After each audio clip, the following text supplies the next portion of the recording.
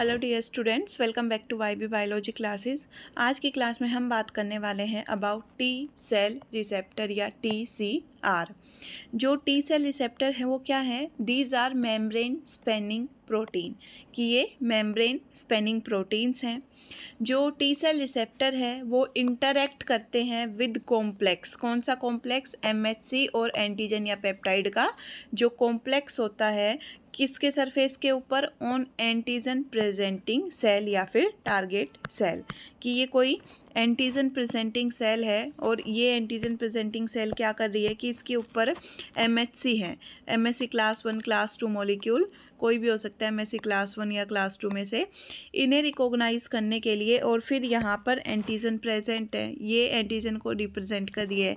तो ये क्या हुई? एंटीजन प्रेजेंटिंग सेल और ये प्रेजेंट करने वाला MHC। तो जो MHC और एंटीजन का जो कॉम्प्लेक्स बना उसे रिकॉग्नाइज करने के लिए उसके साथ इंटरैक्ट कौन करता है?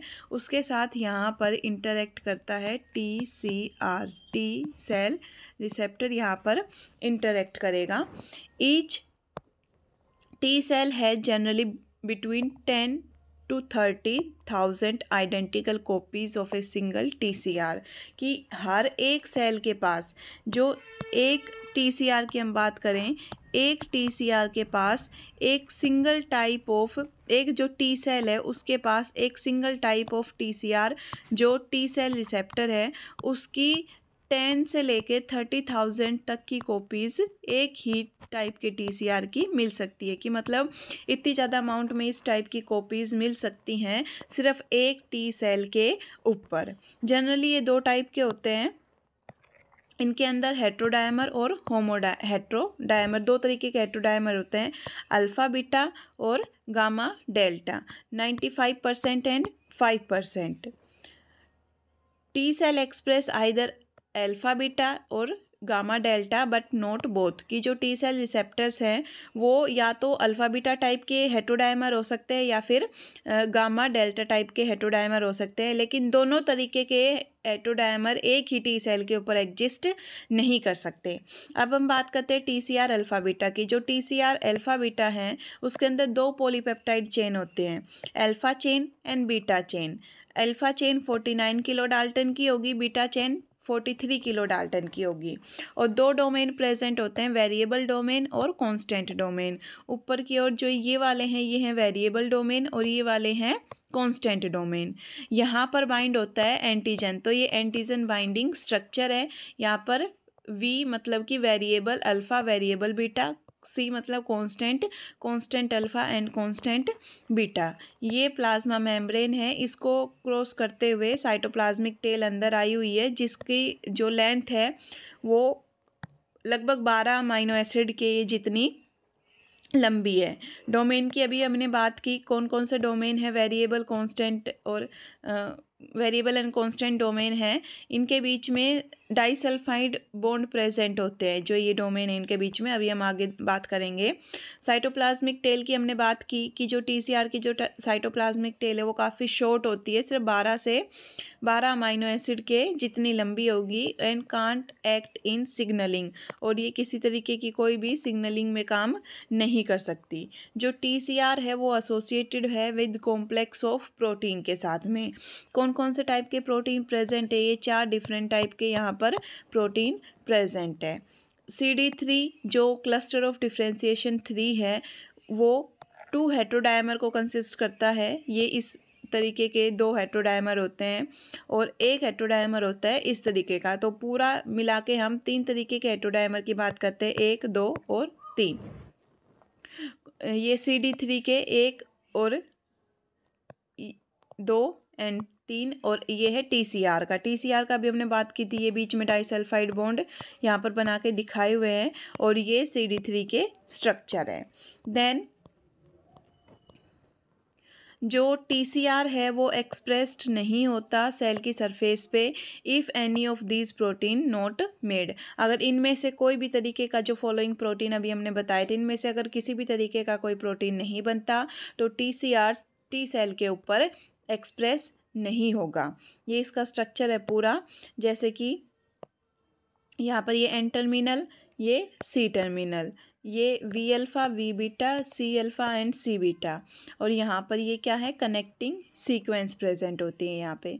ये ट्रांस मेम्ब्रेन रीजन है, टीएम रीजन बोलते हैं। 21 से 22 अमाइनो एसिड का ये बना हुआ है, और ये साइटोप्लाज्मिक टेल है सीटी।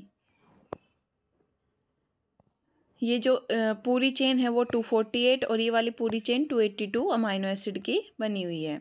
हर एक चेन के बीच में जो डबल डाइसल्फाइड बॉन्ड प्रेजेंट होंगे between cysteine residue and 60 to 70 amino acid की हर एक चेन होगी। इनिशियली जो अल्फ़ा बीटा और गामा डेल्टा हैं वे डिफ़िकल्ट होते हैं इन्वेस्टिगेट करने के लिए, because unlike all transmembrane protein they are insoluble, ये भी इनसोल्यूबल होते हैं। जो गामा डेल्टा चेन है उसके अंदर गामा 9 और डेल्टा 2 प्रेजेंट होते हैं, most frequently expressed in human peripheral blood. Gamma delta क्या क्या काम कर सकती है, इसके फंक्शन की बात करें, मे किल इन्फेक्टेड सेल और organism using mechanism similar to those of CTL, can secrete a spectrum of cytokinins, and cytokinins suggest that they may play a regulatory role in recruiting alpha beta T cell to site of invasion of pathogen, कि जहाँ पर भी जो pathogen invasion होगा उसका अंदर आएगा, वहाँ पर ये साइटोकाइंस को सीक्रेट करेंगी, और जहाँ पर साइटोकाइन को सीक्रेट किया गया मतलब वहाँ पर अब किसको रिक्रूटमेंट किया जाएगा, अल्फ़ा बीटा टी सेल को रिक्रूटमेंट किया जाएगा, ताकि वो मेजर रेगुलेटरी रोल को प्ले कर सकें। इनके सरफेस पे ए डीप क्लेफ्ट प्रेजेंट होता है। Deep cleft on the surface of molecule accommodate the microbial phospholipid for which gamma delta receptor is specific, कि इनके क्लेफ्ट जो सरफेस क्लेफ्ट है उसके ऊपर माइक्रोबियल फोस्फोलिपिड को अकोमोडेट किया जाएगा, और उस जो माइक्रोबियल फोस्फोलिपिड है जिसे अकोमोडेट किया गया है उसके लिए जो गामा डेल्टा रिसेप्टर है वो स्पेसिफिक है। ये this antigen is recognised without MSC presentation, की जो गामा डेल्टा होता है वो माइक्रोबियल फोस्फोलिपिड को पहचान के और उसके साथ बिना किसी एमएससी प्रेजेंटेशन के ही काम करने लगेगा। डिफरेंस क्या है between gamma delta and alpha beta में, एक तो इनकी ओरिएंटेशन अलग है, जो वेरिएबल और कांस्टेंट रीजन है उनकी ओरिएंटेशन अलग होगी।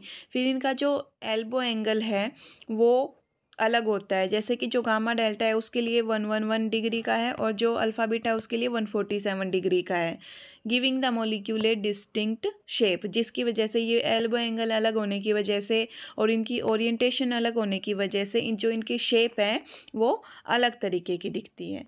तो ये है complete description about T cell receptor. Thank you for watching. I hope ये वीडियो आपके लिए बेनिफिशियल रही होगी।